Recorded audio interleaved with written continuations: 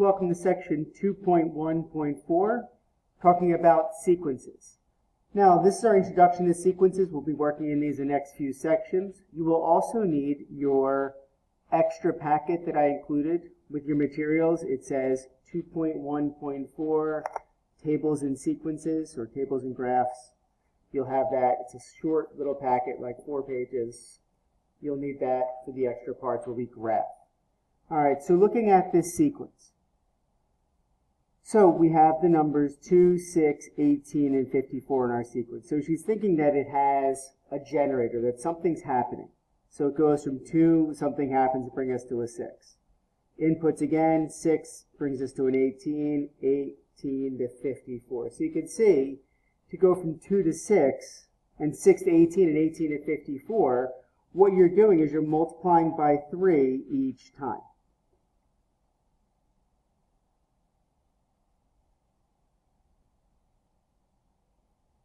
So that's our generator. That's what's happening. That's the sequence, multiplying by 3 each time.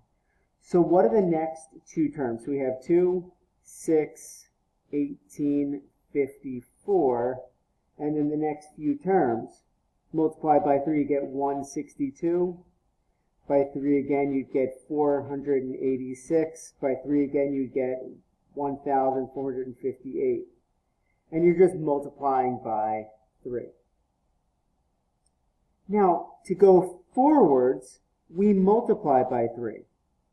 Now, for part C, it says, what would happen if we need to go backwards? Now, to undo multiplying by 3, we would divide by 3. So the term in front of the 2 would be a 2/3. Because if we multiply 2/3 by 3, we'd be at 2. And then the sequence would work. Now, let's say they started with an initial value of 5. So 5 is our first term. We're still just doing the same thing. We're multiplying by 3. So 15, 45, 135. They call that the generator. That's just what we're doing. That's that process. Whether we're adding 3 or subtracting 3 or multiplying by 3, dividing by 3, that's what's happening in the sequence. Now, Alex used the same sequence generator to create a new sequence, but he wouldn't tell us what he started off with. So we don't know the initial value. All we know is that the final number, or the third term, is 171. Now we start off with term 0, term 1, term 2. So 171 is term 3. So we know we're multiplying by 3 each time. So to go backwards, we would undo that. We would divide by 3. So 171 divided by 3 is 57.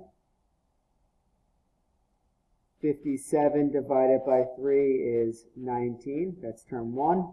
And then term 0, it's 19 divided by 3, which is 19/3.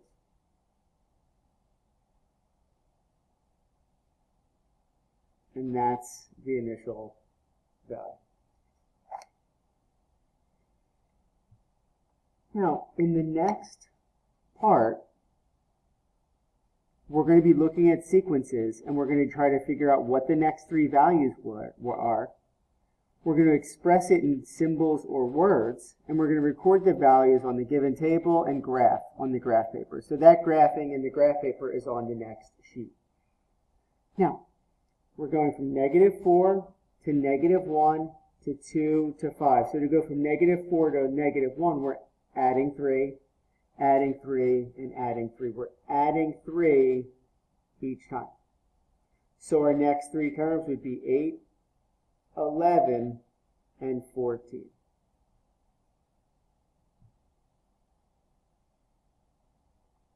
For part B, to go from 1.5 to 3, and then from 3 to 6 and 6 to 12, we're multiplying by 2. So our next 3 terms, 12 times 2 is 24. 24 times 2 is 48. 48 times 2 is 96.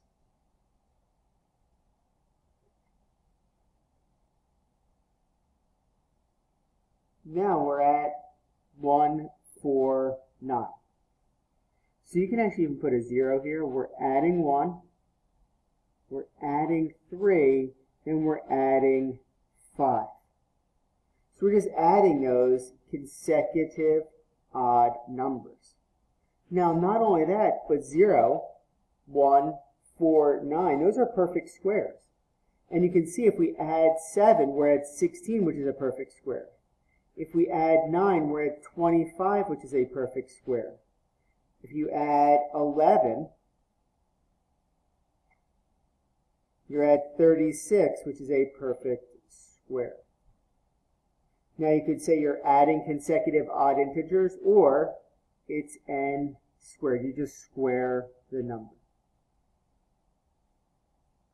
For D, we're going from 2 to 3.5, and then 3.5 to 5, 5 to 6.5. We're adding 1.5 each time. So bring us our next three terms, 8, 9.5, and 11. Let's skip E. That doesn't fit nicely into what we're really talking about.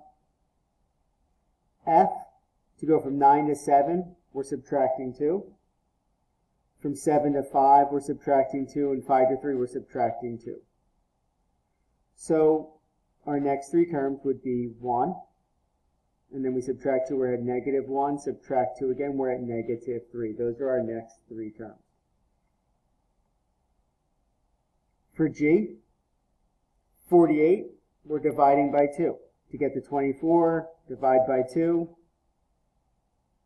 Or you could also think about that as multiplying by 1/2. So our next three terms would be 6, 3, and then 1.5, or, I like fractions, 3/2.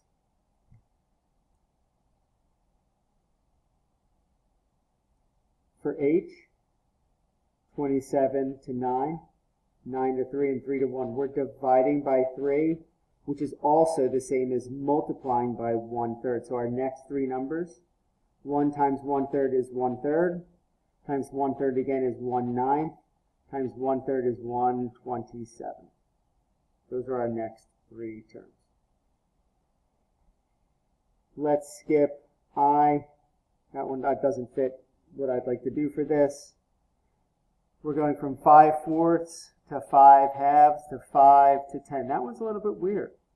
But you really can kind of see here when we go from 5 to 10, we're multiplying by 2. So 10 times 2 would be 20. Times 2 again is 40. Times 2 again is 80. And that is our next three terms. Now that brings us into the types of sequences we're going to be talking about. We have two types, arithmetic and geometric, that we'll be working with. Now arithmetic sequences are adding a constant term each time. Arithmetic sequences, as you'll see, are linear. They're in that form of y equals mx plus b for the rule. You're adding the same number. That also means subtracting the same number. You're adding a negative. But arithmetic sequences are linear.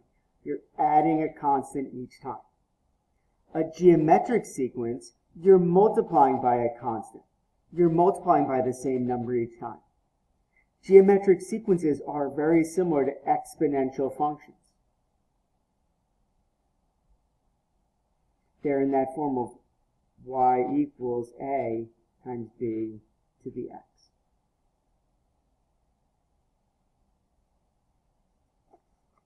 Now, we're going to go to the next page in the next video and talk about how to write the table in a rule and looking at the graphs.